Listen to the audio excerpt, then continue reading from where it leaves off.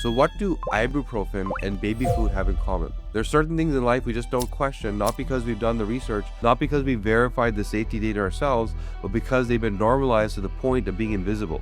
We don't question a bottle of Advil. We don't question a jar of organic baby puree. When something is sold in a pharmacy, it carries the weight of authority. When something is sold labeled for infants, it carries a psychological shield. We assume that because it's for the most vulnerable among us, the protection must be absolute. We tell ourselves if it wasn't safe, they couldn't sell it. I'm here to tell you that safe is a very dangerous word when it is used as a blanket statement on children's products, because the systems we trust, medicine and industrial food, don't actually operate on safety. They operate on thresholds. Today, I'm going to show you why one of the world's most common painkillers and the food you're feeding your toddler are actually part of the exact same structural problem. A system that prioritizes scale over individual and acceptable risk, your long-term health. By the end of this video, you're going to stop looking at just labels and start looking at the systems. And once you see the system, you can't unsee it. Let's get into it. Let's start with ibuprofen. It's in every medicine cabinet. We take it for a headache, a sore back, a fever. We give it to our kids when they have a toothache. It's over the counter, which in our brains translate to virtually harmless. But ibuprofen is not a passive passenger in your body. It's a targeted biochemical intervention. When you swallow that pill, it works by inhibiting enzymes called COX-1 and COX-2. These enzymes produce prostaglandins, the signaling molecules that trigger inflammation and pain. You block the enzymes, you stop the pain. Simple, right? Here's the catch. Biology isn't a series of isolated switches. It's a web. These COX enzymes aren't just there to give you a headache. They are responsible for protecting your stomach lining. They maintain blood flow to your kidneys. They support the balance of your entire vascular system.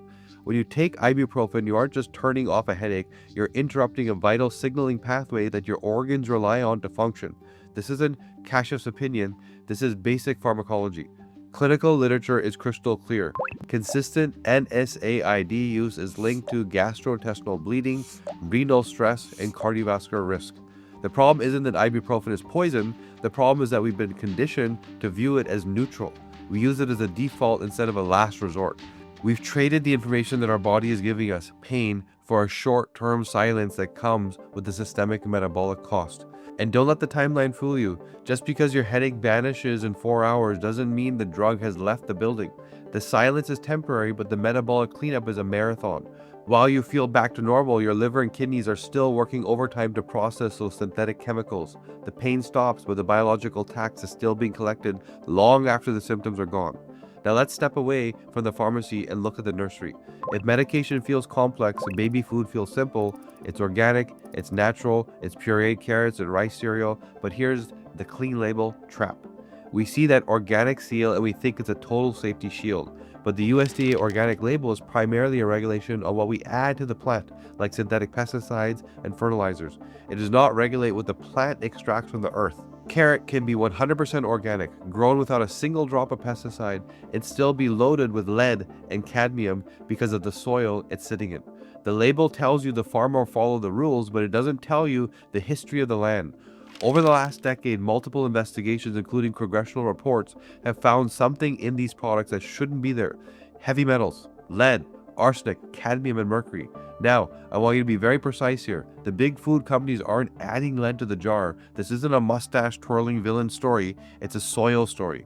Heavy metals exist naturally in the Earth's crust, but thanks to decades of industrial farming, mining, and the use of old-school pesticides, we redistributed those metals into our agricultural land. And plants, they don't have a moral compass. They don't selectively absorb only the good minerals. They absorb what is available in the soil and the irrigation water. Rice is the perfect example because it's grown in flooded paddies. It is incredibly efficient at absorbing inorganic arsenic. Now think about what we feed babies at the very first solid food. Rice cereal, rice-based puffs, rice crackers.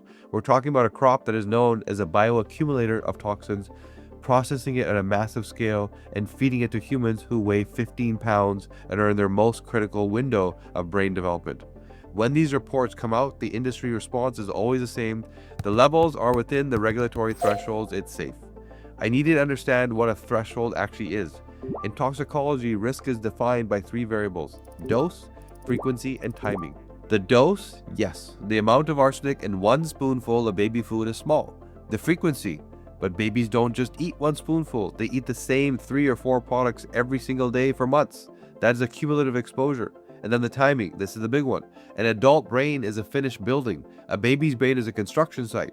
When you introduce lead or arsenic during a critical window, when neural connections are being wired, the weight of that exposure is 10 times, 100 times heavier than it is for you or me, depending on the amount of metal. There's no known safe level of lead for a child, period. So when a system tells you that a product is safe because it meets a threshold, what they are actually saying is this level of contamination is acceptable for the general population to keep the supply chain moving. They're managing a population, they're not protecting your child. So what do ibuprofen and baby food actually have in common? They both exist in a system designed for scale, not simplicity. When you produce millions of units of something, whether it's pills or pouches, you cannot have perfection, you can only have ranges. The soil quality varies, the pharmaceutical ingredients vary, the individual's hydration and genetics vary. Because the system is too big to look at you, it simplifies the message. Take 2 for pain. Organic and healthy. This simplification creates a trust gap. We assume the product is neutral and purely beneficial, so we use it more. We use it more, so the cumulative risk goes up. The risk goes up, but since the damage is subclinical, meaning it doesn't kill you instantly, it just wears you down over years, the system stays exactly as it is. The system isn't broken, it's working exactly as designed. It's designed to provide a consistent, standardized product to 8 billion people. It is not designed to optimize your specific biological potential. And I'm not telling you this so you live in fear. I'm telling you this so you can navigate the system with your eyes open. 1. Stop treating pain as a deficiency. If you have a headache, don't reach for ibuprofen first. Ask, why is this here? Am I dehydrated? Is my cortisol spiking? Use medication as an emergency tool, not as a lifestyle. 2. Diversify the diet. If you have a toddler, variety is the best defense against heavy metals. Don't rely on rice-based everything. Switch to oats, quinoa, and sweet potatoes. The less you repeat the same input, the less chance toxins have to accumulate. And 3. Question the default. Just because something is sold at a pharmacy or a reputable grocery store doesn't mean it's the best choice for your biology. And 4. Look upstream. When you buy food, think about the soil. When you buy medicine, think about the mechanism. We live in a world of acceptable limits, but you don't have to accept those limits as your personal standard. Whether it's the pill you take for your back or the cereal you give your son, remember the label is a simplification, the system is a machine, and your health and your family's health is the only thing that isn't replaceable. Ibuprofen and baby food are just the beginning. Once you start looking for these patterns, you'll see them in your water, your skincare, your air. Don't be overwhelmed.